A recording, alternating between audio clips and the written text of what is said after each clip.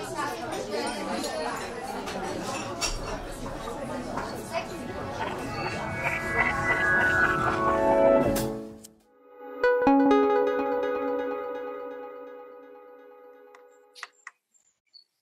up, Facebook? This is Nate Johnson. This is us again here at Criminal Justice Cafe Conversations on Thursday morning with the Richard Speck, straight out of Safe and Just, Michigan, who is their community engagement director there. And my phone just went off because I have it connected to my computer. You just heard that. So Rick is with us out of Safe and Just. He joins us every Thursday. Many of you on here already know who he is. And then we have a guest on here this morning, Angie Sprank, who is with MDOC and works with this offender success program. So today's topic, like what we talked about last week at the end of the video, and then we posted things up on Facebook. Topic this morning, we wanted to talk about reentry. And so we felt like it was good to have Angie come on here.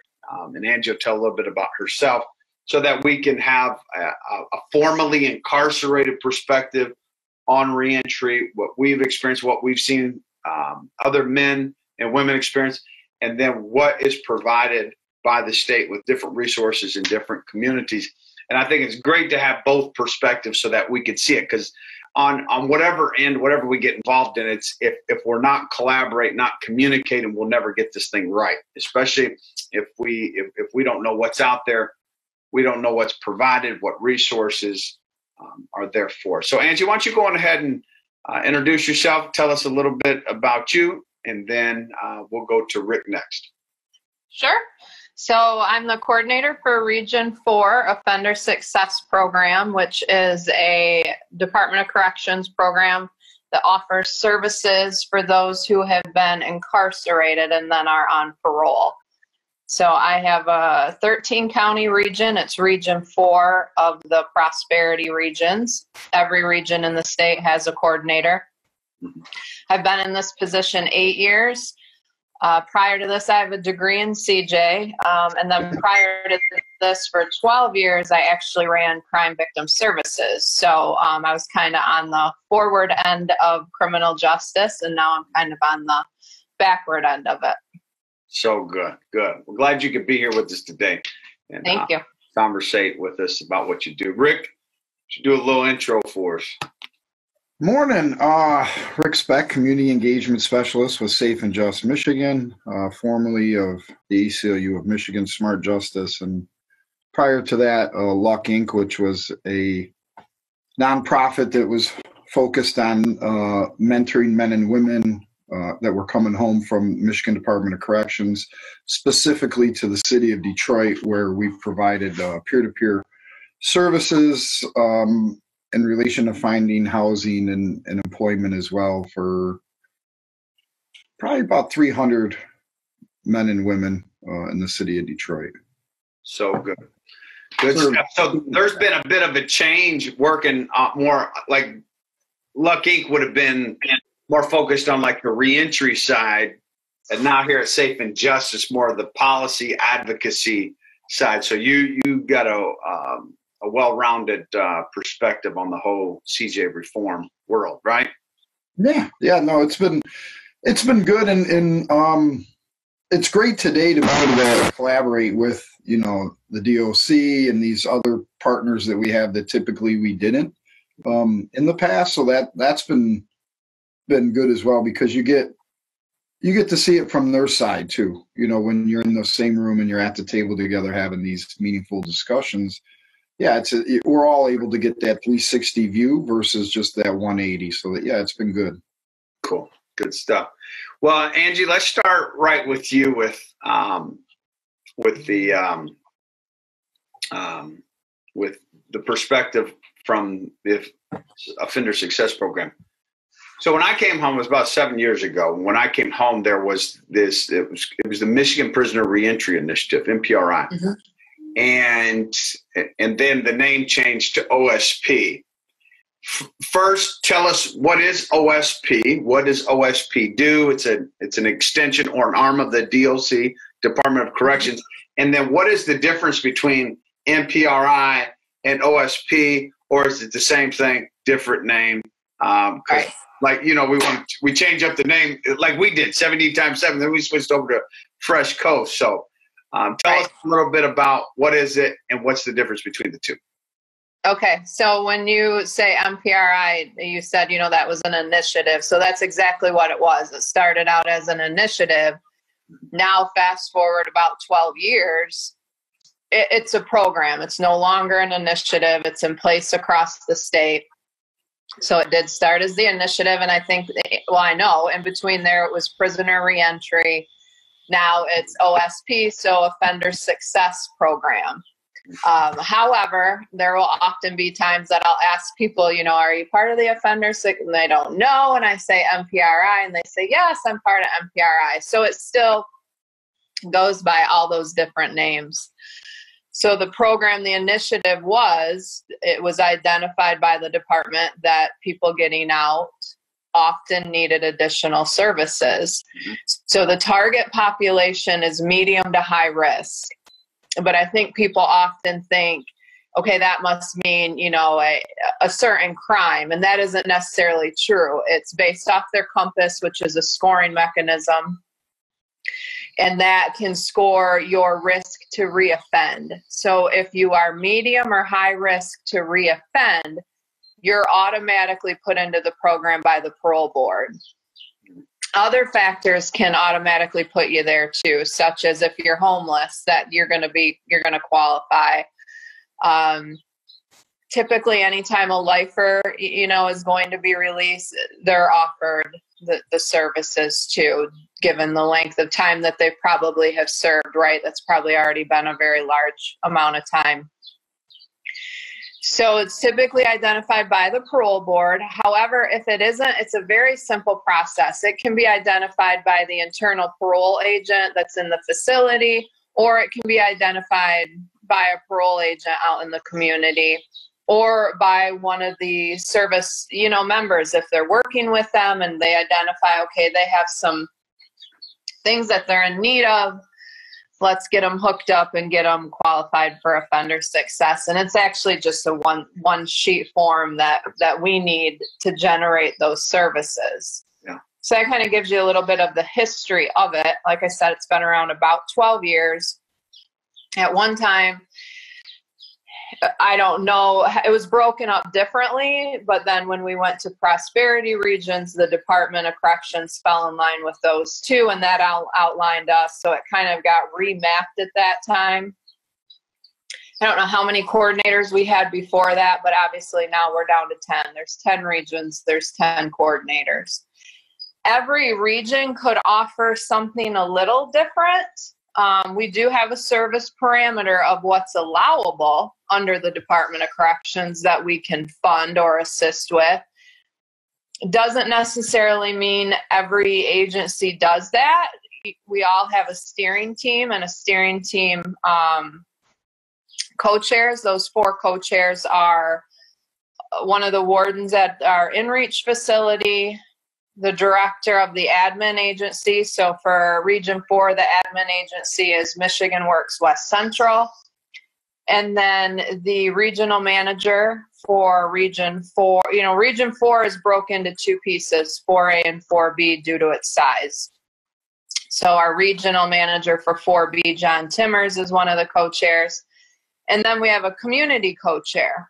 So that can be somebody that's from one of the 13 counties, invested in the community, invested in reentry.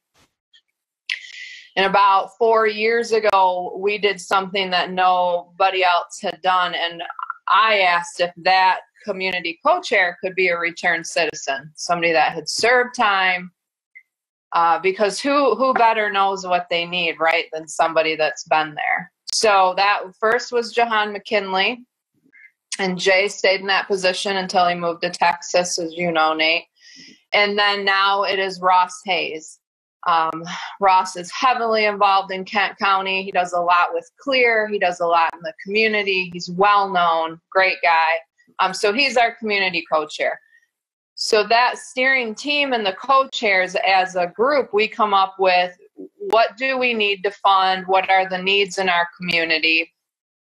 I think Region 4 is unique in the fact that we have urban and rural, right? If I have Kent County, obviously my biggest county, and then I have Muskegon.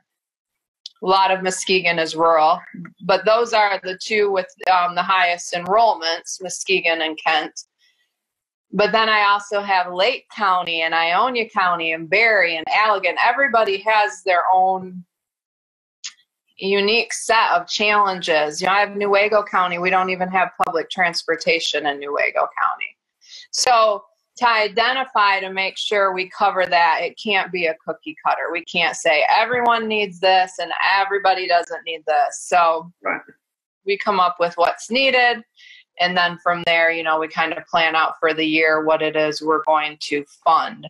Do you want me to go over the different services that are funded? Well, yeah, but I want to ask this question first. So let's just take a guy who scores, their Compass score comes back medium or high. Just served 15 years in DOC. They come home. How are they going to learn about, or how are they going to meet the coordinator? How are they going to meet?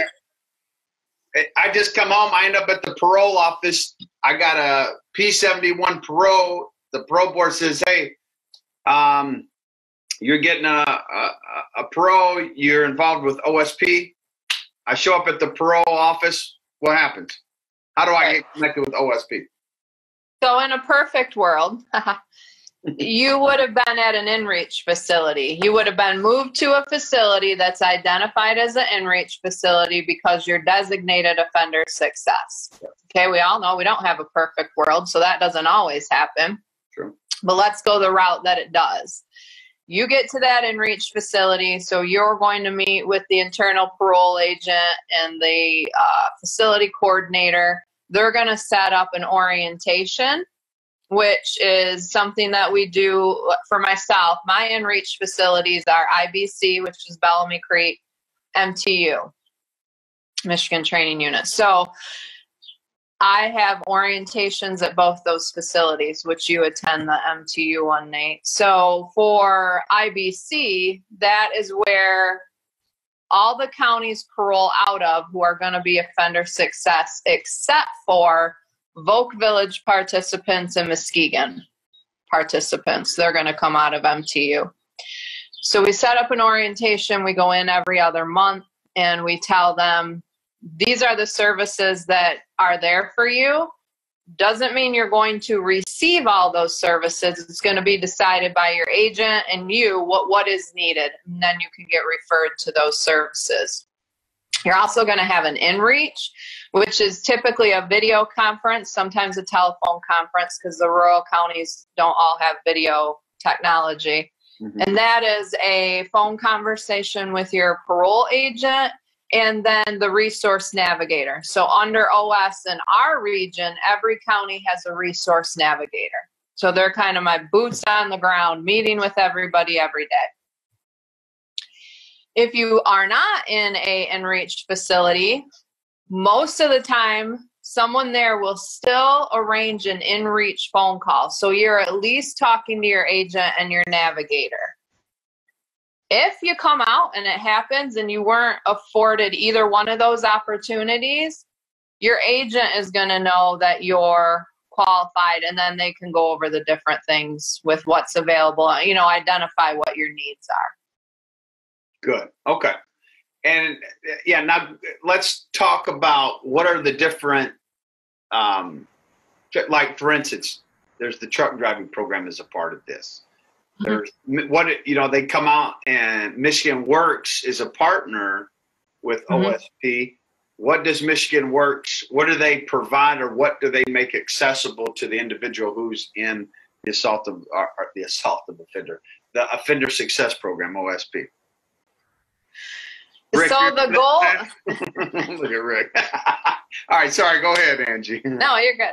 So the goal in every community is to get them linked with the community services. If there's something that they're in need of, then we're going to come, in and fill that gap, right? But to identify right from the gate, what if you're homeless? Yeah. Again, we go back to our perfect world. And in my perfect world, I would have a spot place every single homeless person in my my region that's coming out of incarceration. Unfortunately, we don't. So sometimes in the larger counties, Mel Trotters is utilized in Kent, Muskegon Mission is utilized. We use Holland Rescue Mission. But we try our best if there's identified. If I have someone who identifies, and quite often I'll learn this at orientation, or the parole agent's going to learn it in their pre-parole. If there's somebody coming out that has a long history of addiction, I'm personally going to do what I can. I don't want that person at the mission, right? I mean, we know what's accessible there, unfortunately. Or a lot of times what they're surrounded by as soon as they walk out of the mission door. We all know if they want something, they're going to go find it no matter where it is. However, I want that person coming out with the best chance of success. So to me, that is, placement somewhere. In Kent County, we use alternative directions quite a bit. In Muskegon, we use KPEP. Very structured facilities, which often serve a very good purpose, especially if I have someone coming out who served 25 years, that step down, I have found that's very beneficial. They're going to have their food. They're going to have someone on site that can help them. So kind of step them down. Or they might just go into one of our houses. So quick question. Yeah, go ahead. So I was going to ask you, as far as placement, do you find that it's more difficult to place men or women that either A, have a violent offense, right, even if nobody was hurt, or B, have a sexual offense? Are you finding it harder in Region 4 to place those versus just, your run-of-the-mill folks that are coming home? To place them, if for immediate placement, it's usually pretty easy. Yep. So in every county, we have houses that are specifically for those that have a sex offense. Okay. I mean, one, as we all know, because you can't live within, a certain area. Mm-hmm. But another thing we've identified is that I've learned quite often those with, let's say, property crimes or home invasion or drug crime, mixing the two in one house just doesn't often go well. So we've learned to not do that. And to be frank, I've also learned that typically those that are serving the more violent, serve for the violent crimes, the long term, murder, armed robbery, CSC. In my experience, those are typically the men and women that are going to be more successful. I don't, somewhere a mindset has changed, something has transpired. They're usually our success stories, not always. So a lot of times we'll take somebody who maybe we look at it and, okay, they've been in and out 4 or 5 times. They probably might benefit from like alternative directions or KPEP, that step down structure. So, both populations that I've talked about could benefit from that. But to answer your question, Rick, in the beginning, no. But when they're ready to make that next step to leave the transitional house, yeah, the barriers are just endless for somebody who has, a sex offense crime. Yeah, I found that myself. We have a client we've been working with for over 3 years who did 42 years of incarceration. Been home over 3 years, maintained a job pretty much the whole time. Worked for Luck, actually. We had him as a transportation driver for a while.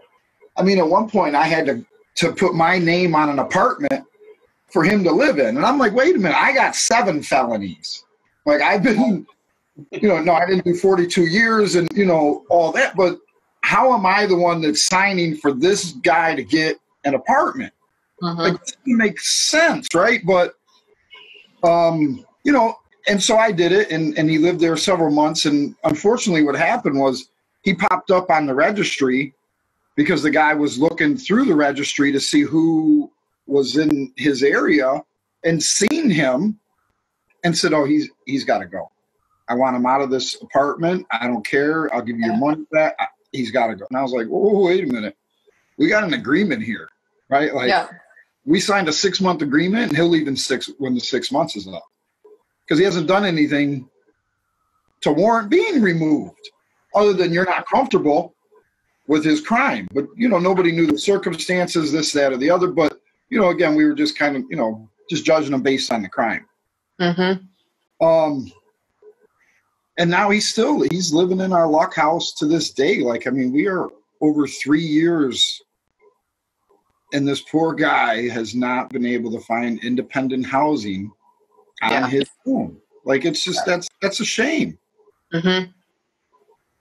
Yeah, we've partnered with MISHDA, the housing authority I think it's been 2 years almost. They partnered with Department of Corrections and said, we'll give you 100 vouchers for the whole state, housing vouchers that you can use. And then the department broke it down by region. So Region 4 received 20.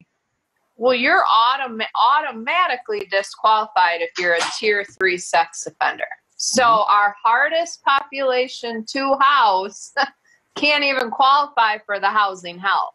So it is.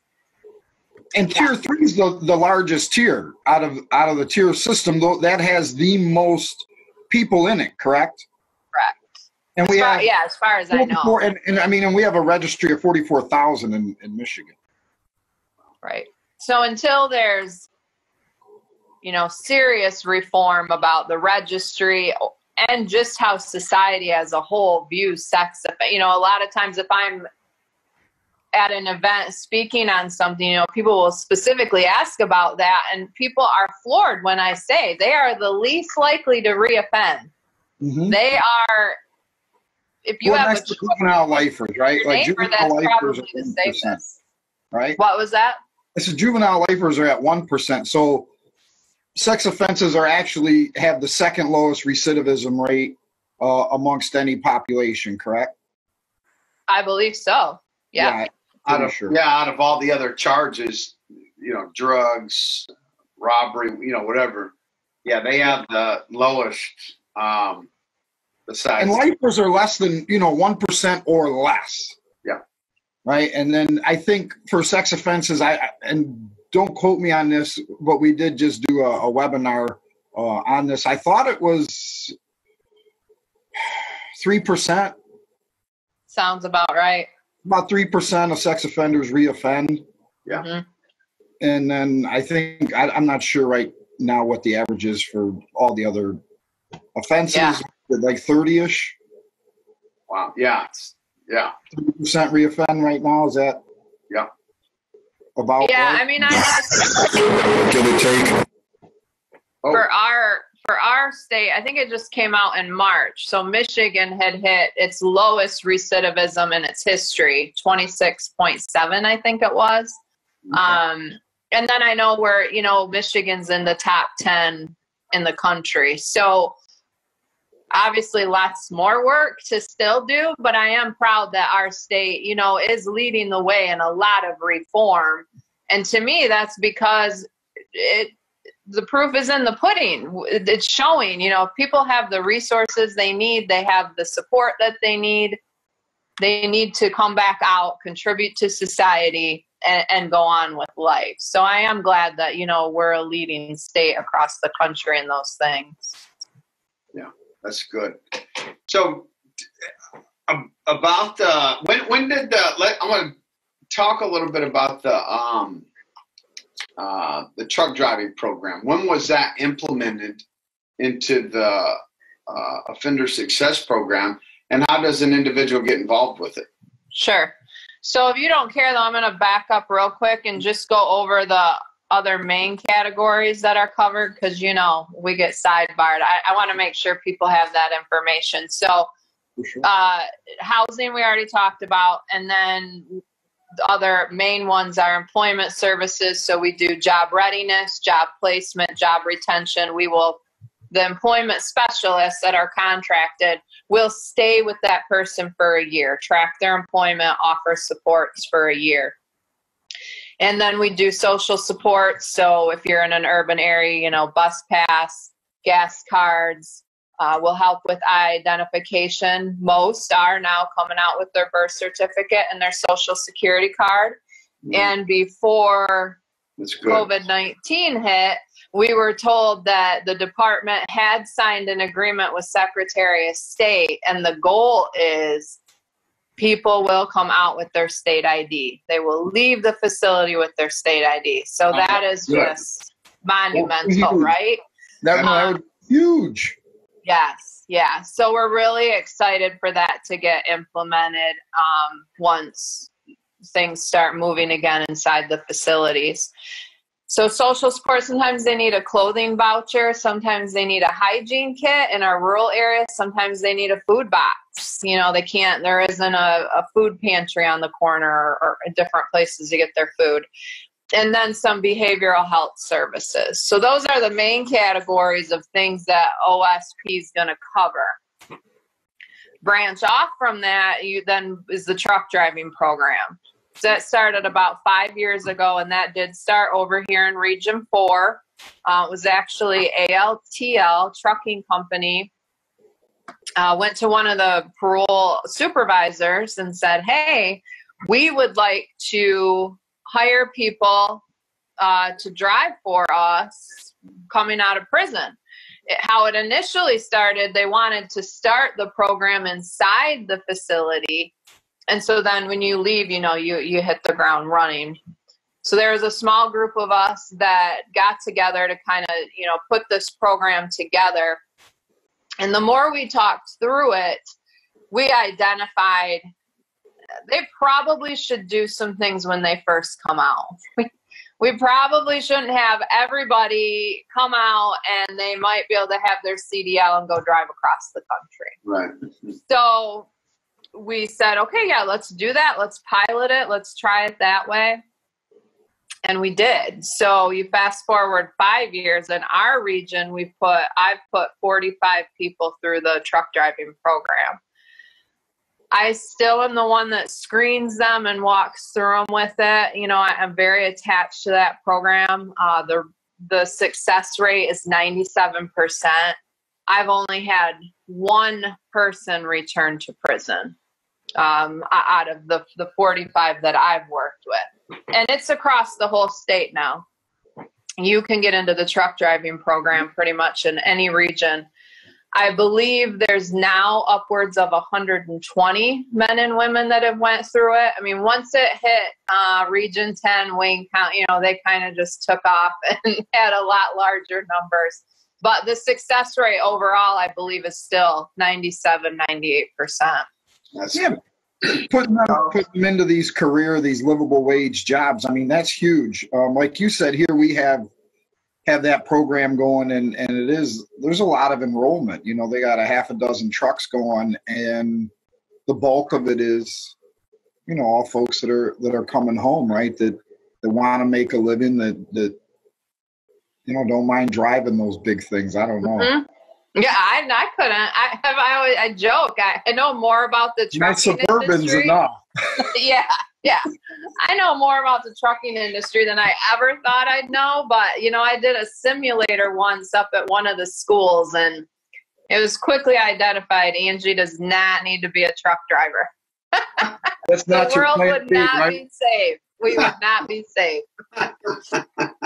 I can see. So anyways, how it's set up is we prefer that someone's been out 6 months. And the reason for that is that they have some required classes, they can get those taken care of.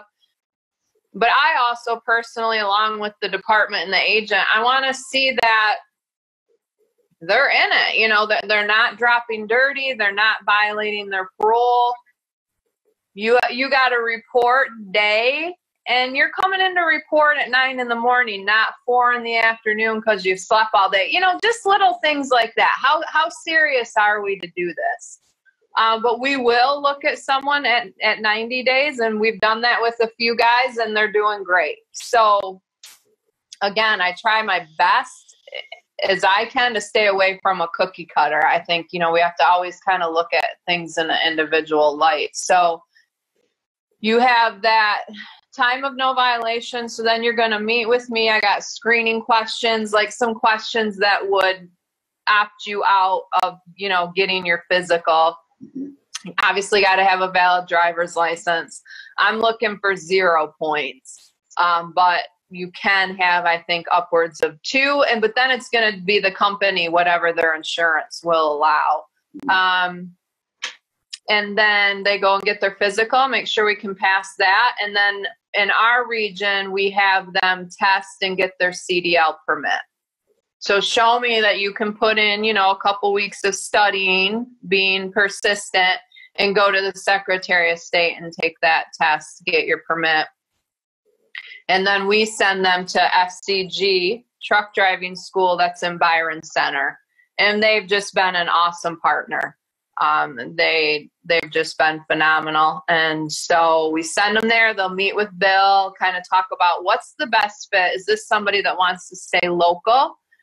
Obviously, some guys coming out after serving 10 years don't want to go live in a truck. They want to be home. They have kids. They want to be home. So we try to identify the best fits and then get them in school, and then they go to different interviews while they're in the 4-week training program. And then the goal is as soon as they leave school, they're employed. We will also, as you said earlier, Nate, Michigan Works is a great partner. We will send them quite often to Michigan Works to be screened, and quite often they're funded in full. And then Goodwill Industries of Greater Grand Rapids has a Project Now grant, and their funding there has funded, I think, 4 or 5 guys in full. Oh, wow. So when it first started, we kind of looked at it as a buy-in, like, and quite often it's a company that funds them. So, but when it first started, it was we find a source, sometimes it's OSP, to pay, you know, a third. A company pays a third, and then the person going to school pays the other remaining through a payroll deduction once they start working. I would say the last year we shifted that to, my goal is they're leaving school and they don't have any debt. You know, at first we thought, you know, if they're buying in, paying for it, they're going to care more. I don't really think that. I mean, if they're going to put in the work to go to school for 4 weeks, they're going to put in the work and they're going to be good on the road, and then they don't have the, you know, added debt from school. Absolutely. That's so what is starting pay? This someone just comes home, they've been on 90 days, they go do the truck driving. Within 6 months of being home, they could be making $70,000 a year, right? Yeah. Yes. Yeah. If you want to be local, it depends. You know, one of my guys got in with Dr. Pepper. It's a contract, but that's who he delivers for. And he's been off parole now, I think, close to 18 months. So sometimes, you know, I'll still hear from them, which is great. But he is probably making close to in the high 60s, and he's local. But typically local, you're going to make, I would say, between 45 and 50,000. Mm-hmm. You want to travel, you can make in the 80s. We even have 1 or 2 companies you can make in the 90s. But you're moving though. Yeah. But I've had a couple young guys, you know, that have said, I don't have any kids. You know, I want to do this for a couple years. And then you've got that experience. You can probably then move into a really solid local job, still making decent money. Yeah. But maybe you bought your house and put a big chunk of change, you know. Those are the things I hear. I was able to buy my first house. Yeah. I was able to take my kids on a vacation, you know. Absolutely. So it's giving them, like you said, a livable wage. It's great. Rick, No, I'm reconsidering the truck driving school now. All right. No, but I mean, I think it's great that you guys are also recognizing the different barriers from rural to urban and from, one region to the next. And I think that was probably one of the biggest problems over the years is we always approached this from a cookie cutter mentality, right? And so doing it more on an individual and understanding the various barriers, whether it's just, the conviction in and of itself and the acceptance back to the community that way. So yeah, I think that's great. You guys are definitely moving in the right direction. I know when I came home, there wasn't a lot of these services available. And so now that there are, I think that folks have never been positioned better to succeed than today. I mean, and there's obviously work that needs to be done. I think that from my experience, housing is always going to be the issue for various reasons. And I think the part of the problem is, it's the narrative of how people look at folks that are coming home from prison. Yeah. There's no evidence. There's been all this research that there's nothing that says anyone coming home is a worse tenant than somebody that hasn't been to prison. There's nothing that says that other than, our biases, as individuals that automatically think, oh, they're going to really screw my property up. When in reality, most of the time, us coming home understand the difficulty in getting a place.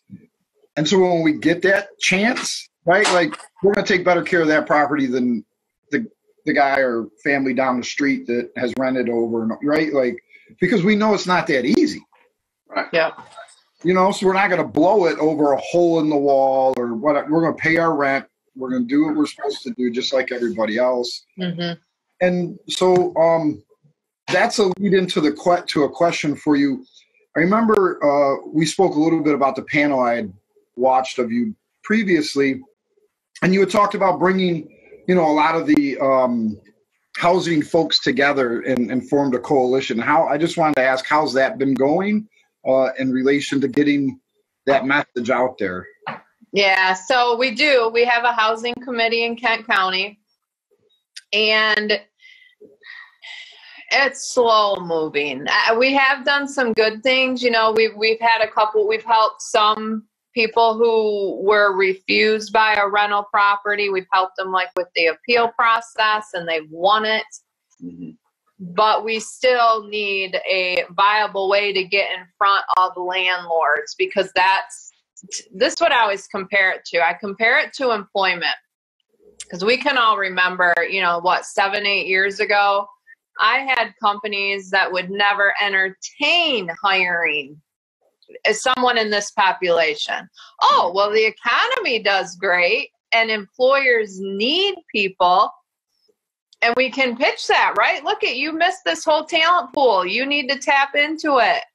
And now we have those employment, well, which unfortunately with the virus, but hopefully will rebound. But employment isn't the issue. You're right. It is now housing. So how can we get landlords to buy into it like we could employers? Because quite often when I've talked to different landlords, it isn't that they don't want to give someone a second chance. It's more of a, well, why? I look at all these people that need to rent. I can hand pick, but I agree with you. I think quite often, though, you are going to have a better tenant than, somebody off the street. So the committee, we still get together. One great thing that we had scheduled for our next meeting that actually had to be canceled because of COVID, there were employers, some of the big employers that we work with in Kent County that want to come to the table, because they're identifying it in their industry that I have people working for me who are homeless, or John Doe couldn't get to work because he's homeless. So they've seen that it's a barrier for employment too, and they want to come to the table to find out how can we help solve this issue. So I think if some things like that can take place, or if we can get some investors, you know, somebody to just get the right people to the table to say, yes, you know, that this is a challenge, and it is. It's the biggest challenge for somebody, for sure. Because it isn't, you know, quite often they'll leave transitional housing. Maybe they'll move in with a friend, or, well, to me, success isn't couch surfing. Success isn't, I got to stay at my mom and dad's because, you know, I have one guy I talked to the other day. He's paying mom and dad rent. Well, he wants his own place. That's the next step. It isn't always the answer to have, even if they're renting a room, that's what we'll see a lot of. They'll leave, and there's landlords who will rent a whole house. You can come in and rent a room, share common space. For some people, that's ideal, but come on, the majority of us, we want our own place. So how do we do those different things, especially in a housing market that's, you know, it's hard to find a place to rent anywhere? I mean, yeah, for me, you know, somebody that transitioned home 3 times, you know, the 3rd time I had the support, you know, I was in a nice area. My brother said I had a year to live there for free. The only thing I had to do was feed myself. You know, so I was able to go to school. I was able to start a nonprofit, start a small painting company, do a lot of things that if I had to worry about could I have done those things, right? Could I have co-founded a nonprofit, and I started a painting company because why? Because I couldn't get hired, couldn't get a job. I had, you know, 7 felony convictions, 3 incarcerations, 2 state, 1 federal. You know, I wasn't at the top of the hiring pool when we were doing all those interviews, you know, and I mean, and I had a skilled trade in painting, which, you know, there are felons in the industry, but I had a violent crime this last time around, served 15 years, right? And so, you know, as you're explaining that, people are like, right? Like, well, can you tell me why you were charged with wearing body armor, right? Like, the people, that's like a red flag. And it was like, you know, at some point you get tired of explaining how dumb you were at some point, and are like, look, you know, it's 15 years later, I'm in my 40s, like, I need a job. I have, you know, responsibilities, and I started a painting business. I didn't have a choice, right? But that was the housing is what afforded me the opportunity to do these things. If I had to worry about all of that, could I have done? I mean, honestly, no, because I struggled to do it without worrying about housing. Right? So what would this process have been like? You know, when I was in a nice area, I was in Grosse Pointe Park. I mean, that made a difference from there to, you know, parole and last time, right back to the neighborhood where I was doing the same things, encountering the same people. That's a difference maker, right? Yeah, I couldn't imagine what kind of stress it is if you don't know where you're sleeping at night, or if that's not a safe environment, or, you know, so that's definitely, you know, in my eyes, number one. They have to have a comfortable, you know, a good place, a safe place. And sometimes that is staying, you know, I mean, Nate talks about when he lived with his dad and what he did. I get it. That sometimes is the best way. And how wonderful for the people that get to come home and do that.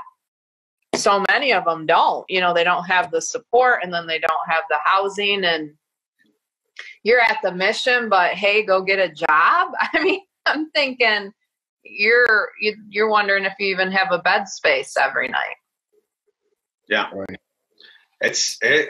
The challenges of reentry, it goes back to the support system, right? And individuals who have a very good support system, they're more likely to succeed and get a job. And because a lot of times you think of jobs, if you have a great support system, a lot of jobs come through networking. It's about who you know. You know, it's because my dad's friend owns this, or the guy who lives across the street from my uncle, who he's real good friends with, he said, you know, it's being able to take a shot at it. But individuals who come home don't have a support system, they're just on their own. So being able to have access to, or at least an opportunity to be able to get involved with a truck driving program where you can actually make a lot of money doing that, especially for an individual coming home, having a record and all that.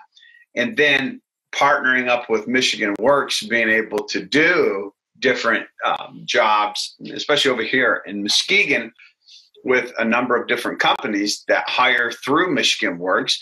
Mm-hmm. And so, Angie, the question, like with Michigan Works, what are some of the different job placements that you've seen with those coming home that have been placed at employees? Is it just all manufacturing, or is there opportunities to do culinary or anything outside of just the normal hustle? Yeah, you know, if they're coming out of one of the Voc villages, we want them to, you know, get a job in that trade. And sometimes those jobs are secured before they even leave. You know, if you were in the construction program, well, maybe Rockford Construction already agreed to hire you, or whoever it is, you know, welding, CNC, those different things. But I think one thing quite often that I still see a lot of is, I still think, and I often say guys, because, you know, I deal with more men than I do women, but both populations, I still think we have too many people that are selling themselves short, right? They're not, you know, when I say, what do you want? Well, I just have to get a job. Okay, immediate need. I can respect that and I can understand that, but what is it you really want to do? Because you need to get connected to. I'm thankful. I get up every day and I'm happy to go to work. I love what I do. Okay, maybe you're not going to love what you do, but you at least want to like it. Yeah. You're going to do that the majority of your life, and I truly believe you're more apt to not fall into old patterns if you're doing something that fulfills you.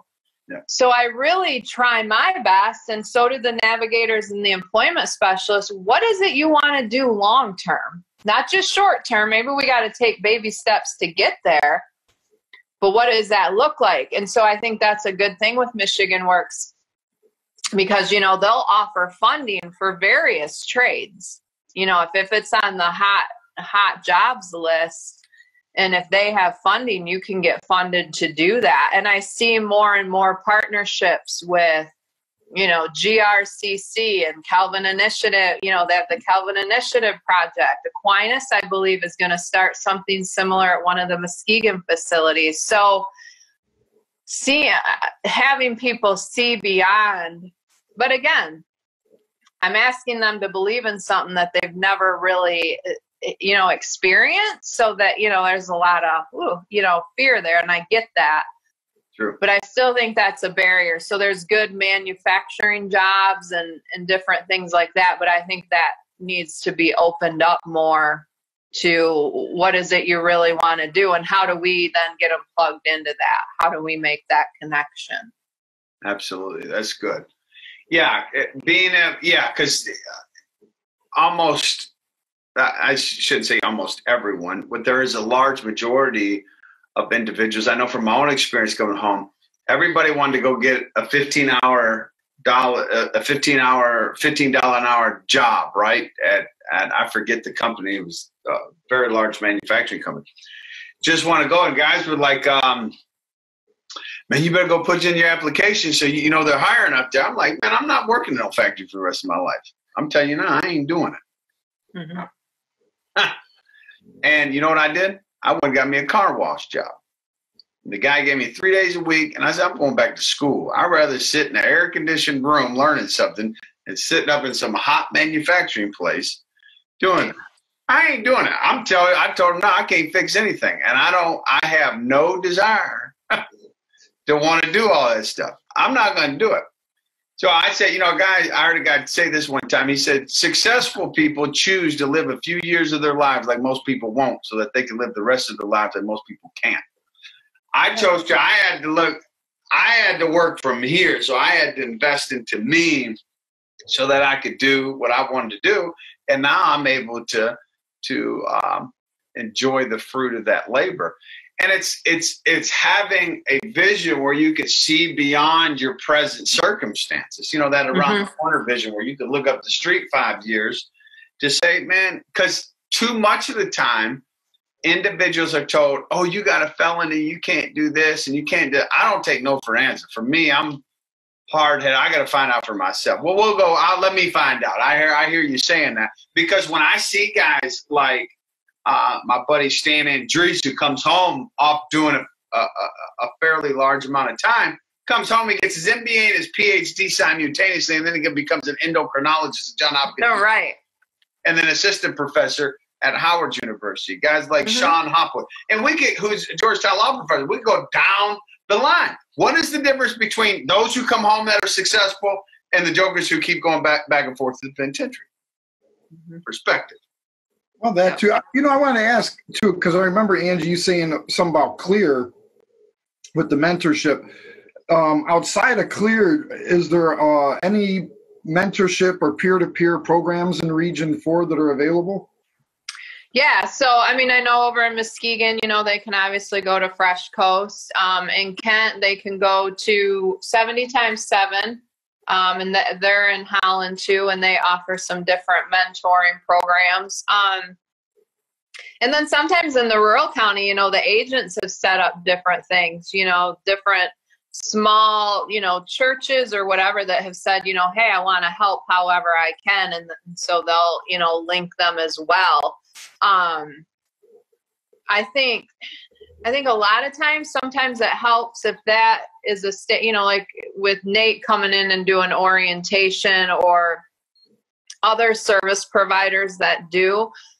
I've definitely found a lot of times people are more apt to follow through if they made that connection prior to being released. I don't know.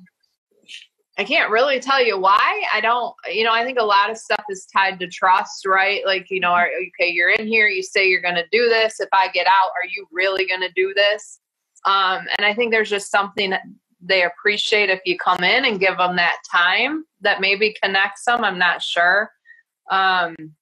Because you know, every time we go in, I tell them, you truly can call me. That's no lie. I mean, no matter what I've done, I've tried to intentionally still make sure that I'm on the ground too. So I will tell them that the percentage of people that really call is very low, but the guys that typically do, they have Nate's mentality. They have that, I'm not taking no. This is what I'm doing. You said you'd help me. Here I am calling.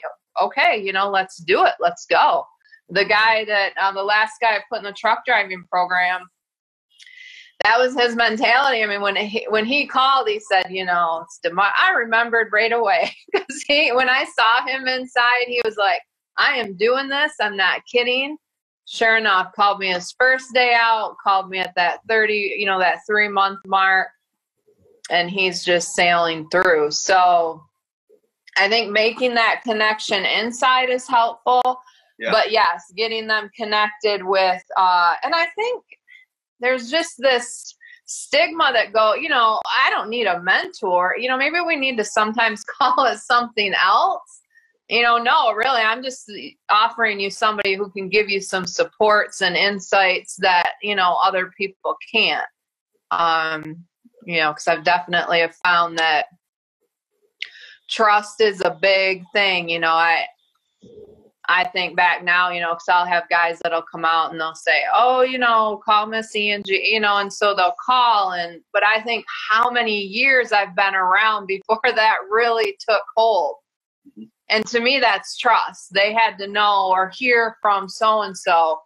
Yep. She's going to do what she says she's going to do. And I think for people in my position in the professional side, you know, we need more of that. You need to be visible. You need to be invested. And if you tell somebody you're going to truly follow through with it, because then that grows and it spreads and there's that ripple effect and more things can get done. Yeah. It's so true. And you're a great example of it, the consistency and being a person of your word. I've seen it with my own eyes when you've told the guys you're going to do something. And that's huge, especially when you're first coming home, because you're like, Man, she works for the Department of Corrections. You know, they're lying to you know that thought in the back of the other people's head. But then when it proves wrong, it has the potential of changing the mentality of those who are wrong, because now you're going to go when you're talking to the guys. You know, guys call from the inside. Man, look, they hooked me up. They did this, this, that, and then it gives hope for the next guy coming home, and it does. It kind of spreads. Like gangrene in a good way. It'll spread fairly quickly, but in a very good way where it's releasing hope for individuals that are coming home. I think one of the biggest things is changing that mentality from, it's just like going from a scarcity mindset to a wealthy mindset. This whole victim mentality, man, I came out to change the world. You know what I mean? I'm not coming out with that old, woe is me, I got to, okay, it is what it is. I'm here to change the world, you know? And if they don't invite me to the table, I'll bring my lawn chair and sit outside the first row there. And I'll bring Rick with me. And I say, look, we're here and we ain't going nowhere until, you know, not unless we're breaking the law. But that's the mentality individuals have to coming home. We have to stop looking for me, I love the resources and all that stuff, but not coming out looking for handouts unless you just don't have anything. If you got two, man, you better get it.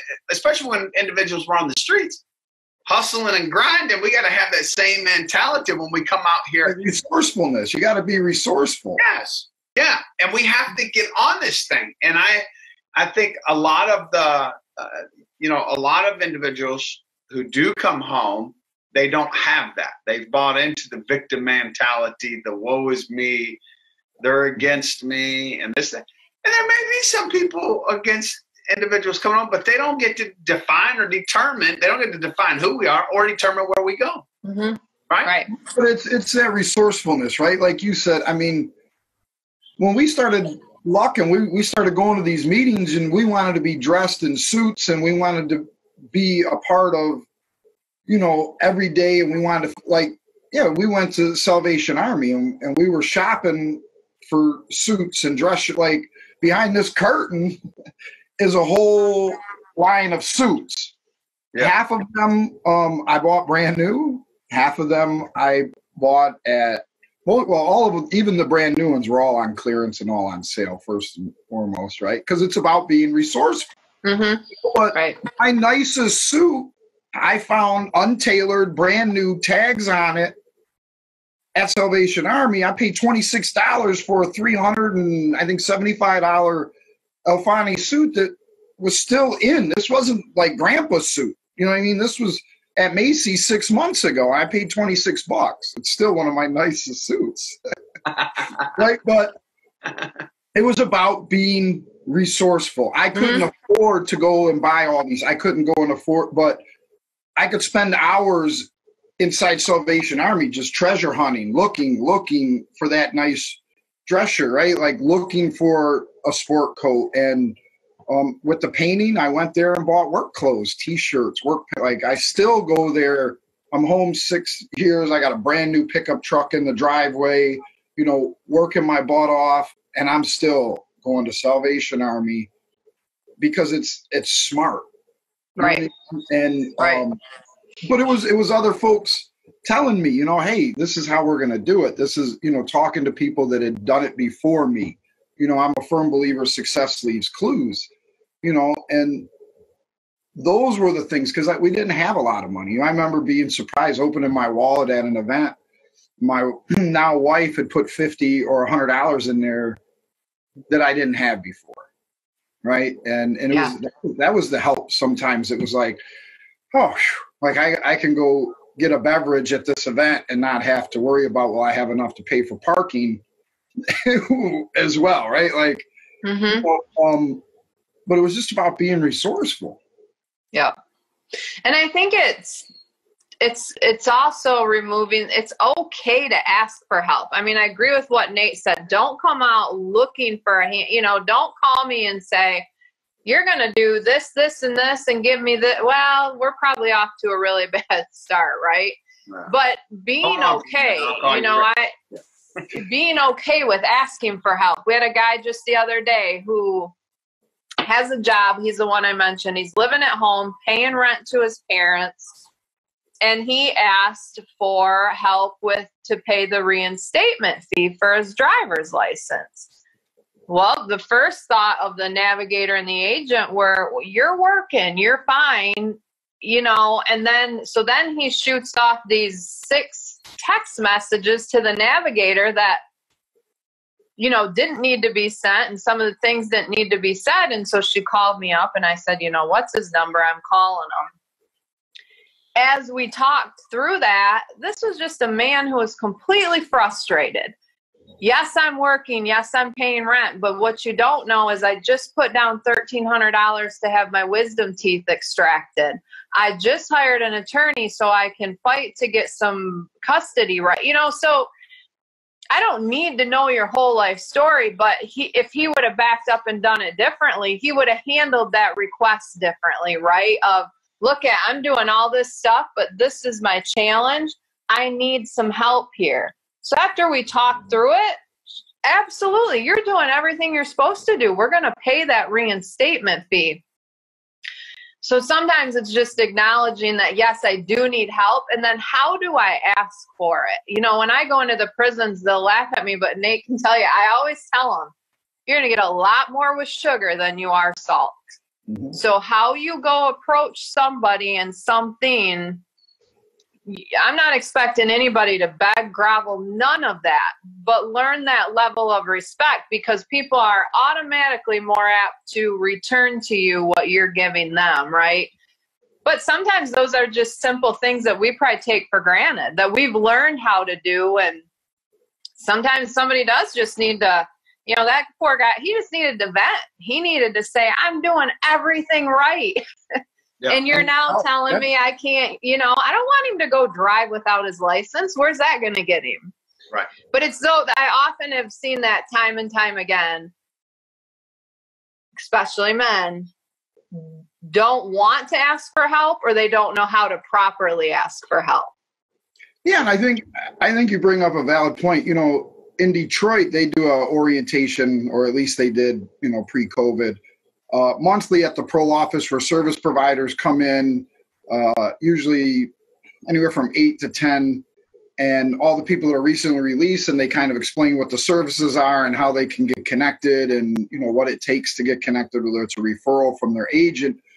But I oftentimes will say, look, there's all these pamphlets. Please, everyone, just take one of everything, and if you don't need it, you can share. And the surprising part is sometimes, this room is packed. 50 people, 40, and half of them walk by and don't take anything, right? And a lot of it is like, even when we were doing our intake, not a lot of people want to admit what they don't have, right? Because there's a pride thing. So a lot of times we had to share with them our experience, that what we needed, why we needed, and then, well, yeah, I guess I could. I could definitely, go to Jackets for Jobs so that I could get where, 20 minutes ago, they didn't need nothing. They were good. They're straight. I'm good. I'm straight. I'm good. Then you get to have this conversation and explain to them how you needed help and what some of the help that you needed was. And then they're like, yeah, well, and it's like, how do we break that barrier, right? Because for me, going in, like I said, going in and out of that parole office, because I had bad experiences before, I was always on edge. I never dropped dirty. I never violated. I never did anything wrong, but it does not matter. I remember when they quit letting us use the bathroom, and I had to go I had to use it, so they drug tested me, even though I wasn't drug tested no more. The guy said, the only way you can use this bathroom now is you have, I was like, that's cool. Like, run it. Like, I'll take the drug test, but I got to use the bathroom. I don't want to lose my spot here in line at Lawton. And, I was with my agent, and all of a sudden it must have popped up on a screen. He's like, hey, you ain't dropped in months. What? So I had to use the bathroom. Like, he said, what do you mean you had to use? I was like, no, I got to use the bathroom. They said the only way I could use the bathroom was if I dropped. And he just shook his head and was like, okay, like, whatever, right? But, I didn't want to ask him for help. I was afraid of my agent, and he was great. Towards the end, we connected, and even to this day, we still talk occasionally, and he'll refer somebody to me, right? But initially, I didn't have questions for, yep, in school, yep, here's my grade, yep, okay, got to go, bye. I'm out of there. It wasn't a comfortable feeling. So I think for me, that's the part that has to break down too is, that interaction with your agent where you look at them as they're not the enemy. Yeah. And they are the gatekeeper to some resources. Yeah. And if I actually tell them what I need, they can help me. Yes. Right. Where most of the time you just want your agent to think everything's great. Don't bother me. I'm not going to bother you. Right. Like I'm going to school. I'm good. And I remember getting an invitation to come speak at Cooper Street when I had been home 11 months. And my agent gave me a lot of pushback on it. Like, well, do you know that you need permission? And I'm like, duh. Like, yeah, I need permission from the director. I get it. Right. And so that all of a sudden I closed myself off even more because in my mind, it's like, I'm doing this good thing. I'm going to speak to folks that I was just with, hopefully going to inspire somebody. Right. And then when I was fearful that he wouldn't allow me to do stuff like this in the future, I just quit telling him about stuff I was doing in the community. When if I would have told him, I probably could have got more word out, could have got more involvement with the DOC at that level, right? Which later we did, but there was that fear. And again, I was walking that straight and narrow, but there was that fear. So yeah, I appreciate like your perspective on it and you recognizing that it is hard a lot of times for folks to ask for help. Mm-hmm. Yeah, I mean, so that's why quite often, I'll just tell them, when you talk to your agent, just tell them you need to see the navigator. Like, just tell them that. And, and we have in Kent County, the navigators are embedded right at Kent Parole. At Muskegon, she's there 3 of the 5 days. The other ones, I mean, we've tried to embed the nav, so they're right there. No excuse. You don't have any excuse. You don't need to leave the office. But then that person, you're right. I mean, they just view that person differently. They're not in an authoritative position. They're there to help them.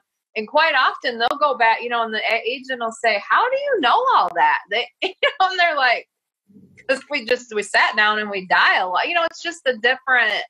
Yeah. So through that, sometimes we learn, many things. But when they leave the facility, they leave with a black folder that has, different trainings they've done, their vital docs.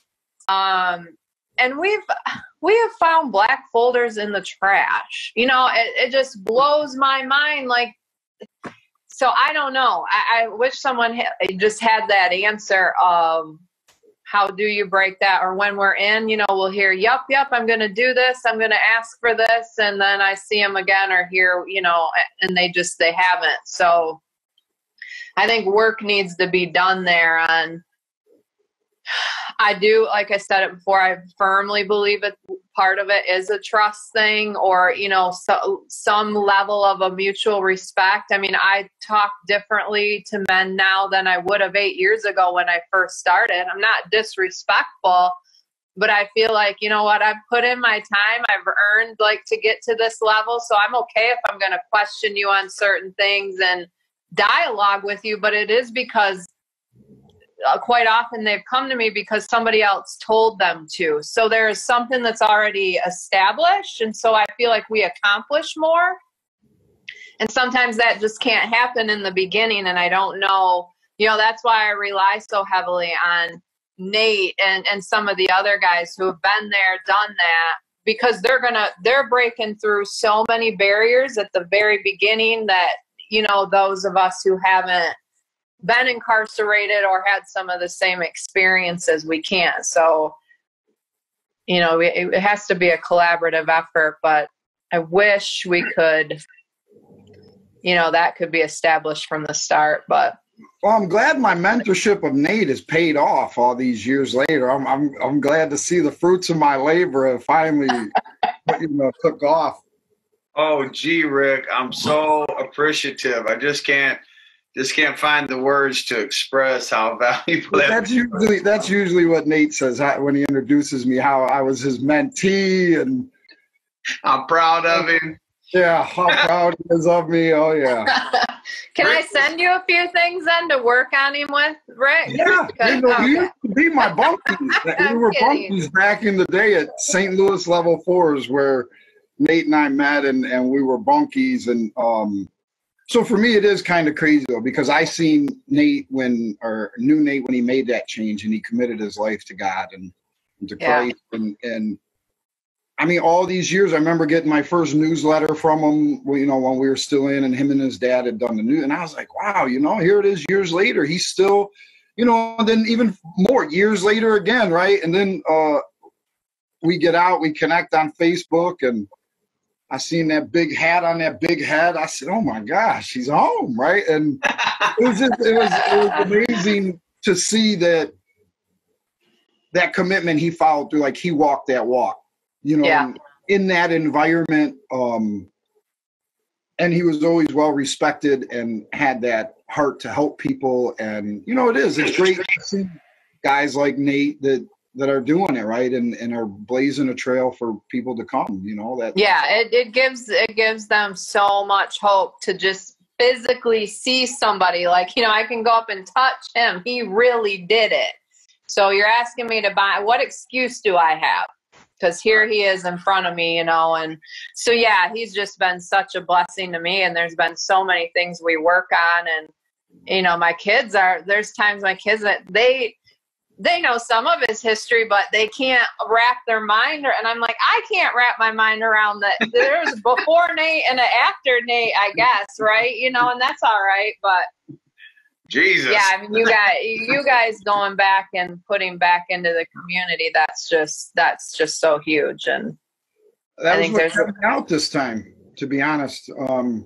Being a part of the community, right, and being involved and going to things here in Metro Detroit, starting to work with kids in schools and sharing our experiences. Me, Cam, and Mario, for a lot of us, that's when this poor decision making started, right? Was when we were younger, which led to our first contact with the police, which obviously what led to more and wasn't our last. And so it was like outside of mentorship and housing being like key components for me to be successful this time, the third ingredient was being welcomed and accepted into my community, right? In a meaningful way. And so, getting on a task force for City Councilwoman Ayers here in Detroit, doing these things, getting involved with ceasefire and things like that, that's what kept me on that straight and narrow, right? Like I was always so busy trying to do positive and get connected and establish a network that I didn't have time for all the nonsense, right? Like I was on a path and I was going to do something, and I had a group of men that were willing to do it with me, and away we went, right? But we could have went that same route in a whole negative direction, but we had mentorship inside. We had people coming in and pouring, new skills and tools to us, and it was a game changer. Like it was huge. It was what changed the paradigm and how we all looked at life, right? And what it meant to be a citizen. Mm-hmm.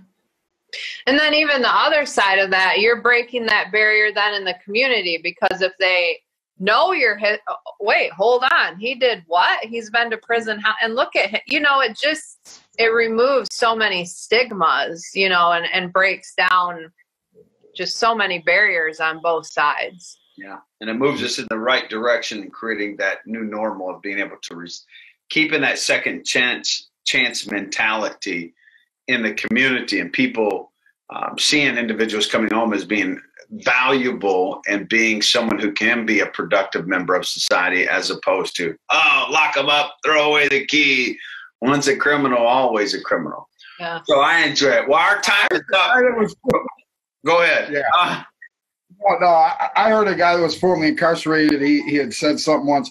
Well, if a guy gets out 2 times, then he shouldn't get out on the third. And I was like, wow, I'm glad you were not a parole board member when I went. Thank you, man.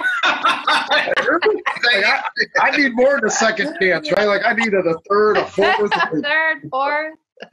Sometimes it's necessary. People could have made the argument that I shouldn't have got out on my first go around. That argument could have been made, and I couldn't have said they were wrong, right? I mean, I felt I had earned that parole, but at the same time, I understood, you know, if you're going to judge me on 10 years ago, then maybe I shouldn't go home. Like maybe that incident I went to the hole for, okay, I can see, but there's 10 years, right? Like I've grown, I've matured. So yeah, I appreciate it. Yeah.